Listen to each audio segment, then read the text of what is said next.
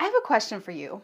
Have you ever felt discouraged or disappointed that you have not met a goal? Hi, my name is Shelley Hitz. I'm an author coach and business strategist, and I'm the creator of AuthorAudienceAcademy.com. I've written over 40 best-selling books, but today I want to talk to you about what to do when you don't meet a goal. And I was working with some of my inner circle members today on business boost calls, and one of them told me she was really discouraged because she didn't meet her goal. And so I thought, this would be a great topic for a live broadcast. Have you ever felt that way? If so, type yes in the comments and let me know what you've done. What has helped you when you don't meet your goal? So I have four steps I want to share with you that I shared with my inner circle client today. The first step, if you don't meet your goal, I recommend doing is to reevaluate. Sometimes we try to bite off more than we can chew. Can anyone relate? Oh my goodness. I think I can do a lot more than what I typically can do. And I think the reason is, we think, okay, I can just fill in all these spots and I can do all these things. But what ends up happening is it takes longer than we expect. Obstacles happen. Things, we have to take care of things that we didn't expect. And we just don't get done what we plan to get done. And what I find happens is when you set this goal and then you can't reach it, it really brings discouragement or disappointment, or you start beating yourself up. And that's what was happening with my client today. She was like, I should have been able to reach that goal. I should have been able to do that. And so I told her, okay, let's stop, let's take a breath, let's reevaluate. And what I recommend is using the LEAD process. LEAD is an acronym I've created to help you really just get more focus. And I've talked about it many times, but what I recommended her to do is to be able to, the L in LEAD is locating. Locating is like a brainstorm or a brain dump. And I told her just set the timer for 10 or 15 minutes and write everything you're doing right now, everything you're responsible for, every volunteer activity, everything you're responsible for at home, and be able to write all that down. And then you're reevaluating. What is it that I'm doing right now? What is it I'm responsible for? And is there anything, the E in LEAD is eliminate. Is there anything that I can let go of? Is there anything I can eliminate? The A is automate and the D is delegate.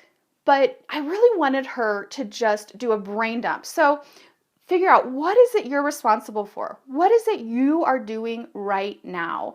And write it all out and see, is there anything that I can even let go of for a season so I can make progress on my book, so I can move forward on my goals? And maybe it's a volunteer activity that you say, I've been doing this for years. I love it. I believe in it. But for these next 3 months, I'm just going to have to say no, not be involved in that for right now.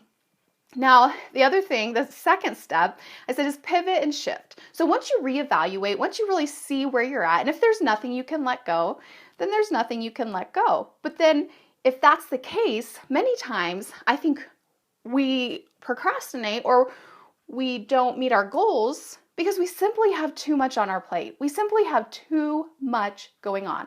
Anyone relate? If so, just type an amen in the comments.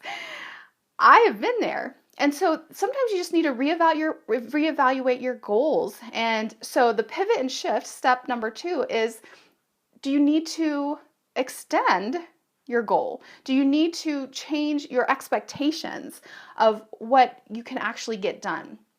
And so that was really freeing for her to be able to say, oh, I can actually pivot. I can, reevaluate and I can change this goal because I actually have more going on than I realized. The third step is to really think about it instead of just big leaps. Like I think a lot of times we just think, oh, I want to have this big leap. I want to do this big thing.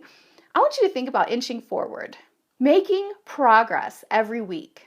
So what can you do this week to make progress instead of just feeling overwhelmed and then getting nothing done?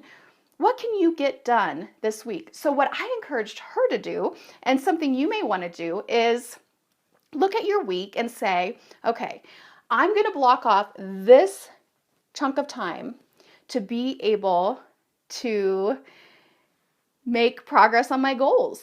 So it may be an hour, it may be 3 hours, it may be a half an hour. I mean, I don't know what your schedule is right now. Guard that time. Just say, nothing is going to take this time, so that you can at least have that chunk of time every week to be moving forward. So you can think of it like inching forward, inching forward, inching forward. Those consistent actions over time are going to lead to some of your greatest results. Amazing. So I encourage you to think about it. So the step number 3 is thinking about inching forward every week, and not just always the big leaps. I mean, the big leaps are important too. And then the 4th one I recommended for her, she's a Christian author, I recommended that she start a prayer team. I had a podcast recently on this topic that you can listen to on my website, ShelleyHitz.com, or Author Audience. You can find it on iTunes, Stitcher, or wherever you listen to podcasts, all about setting up a small prayer team. Because when she really started to tell me what was going on, I realized this sounds like more than just having too much on your plate. It sounds like there's a spiritual battle going on here. And, the enemy was wanting her to feel like regretful of the things she hasn't done. And, just all of this mindset stuff, which if you're a Christian and you're a Christian author and you have a message that has an eternal impact, there's a really good possibility it could be a spiritual battle. So, I gave her those action steps to reevaluate, see what is she doing? Is there anything she can let go of? And then to step number 2, pivot and shift. Shift her expectations and shift the goal, the deadline of when that first draft will be done according to everything she has going on. The 3rd one was to think about inching forward, making that consistent progress every single week. And the 4th one is to form a prayer team. If you're watching the replay, you can also comment, leave questions, leave your advice. What advice do you have for people when they're struggling with not meeting a goal? And share that in the comments below. I'll see you next time. Bye-bye.